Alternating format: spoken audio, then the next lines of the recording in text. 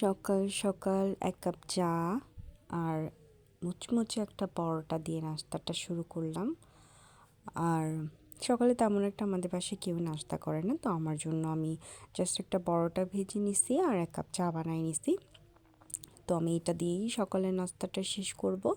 নাস্তা করে তারপর আমি চলে যাব রান্না করতে। তো আসসালামু আলাইকুম, হ্যালো এভরিওয়ান, সবাই কেমন আছেন? আশা করি সবাই ভালো আছেন।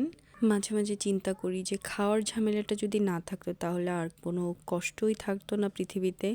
আর এই ঝামেলা থেকে উদ্ধার হইতেই দেখো আমি চলে আসছি রান্না করতে। আর গরুর মাংস নিয়ে নিছি, সাথে চুই ঝাল।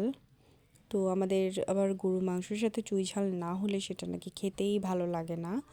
তো প্রথমে আমি গরুর মাংসগুলোকে সুন্দর করে কেটে নিচ্ছি, মানে কাটাই ছিল, তারপর একটু পরিষ্কার করে নিচ্ছি সব কিছু।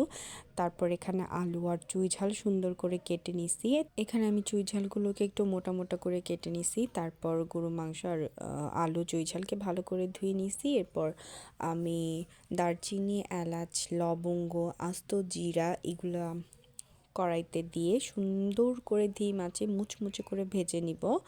ভেজে নেওয়ার পরে আমি এটাকে পাটায় বেটে নিব। আমি এটাকে ব্লেন্ড করিনি, কজ অল্প একটু মশলা ব্লেন্ডারে খুব ভালোভাবে মিহি করে ব্লেন্ড করা যায় না, এই জন্য আমি হাতেই বেটে নিচ্ছি। এরপর আমি কড়াইতে তেল দিয়ে দিচ্ছি।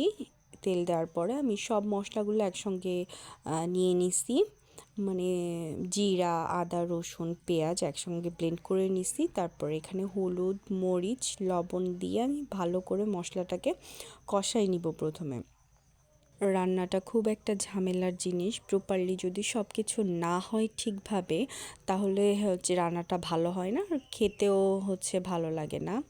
তো এখানে আমি গুঁড়া মশলাটা অর্ধেকটা দিয়ে দিছি। তারপরে আমি গরু মাংসগুলো এখানে দিয়ে আবার ভালো করে কষাই নিব।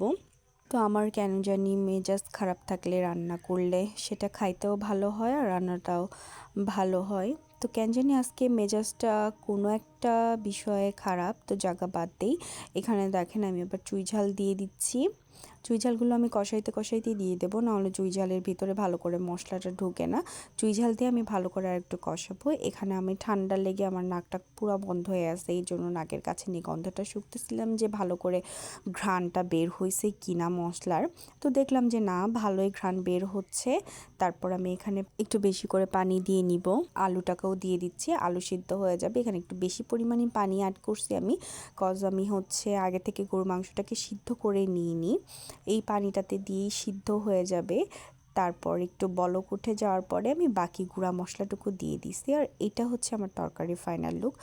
জায়গা মেজাজ খারাপ করে রান্না করে তরকারি লুকটা সুন্দরই আসছে। তো আপনাদের ভালো লাগলে অবশ্যই এভাবে রান্না করে খেয়ে দেখবেন। আর সাথে সাথে লাইক, কমেন্ট, শেয়ারটাও করে দিয়েন। আল্লাহ হাফেজ।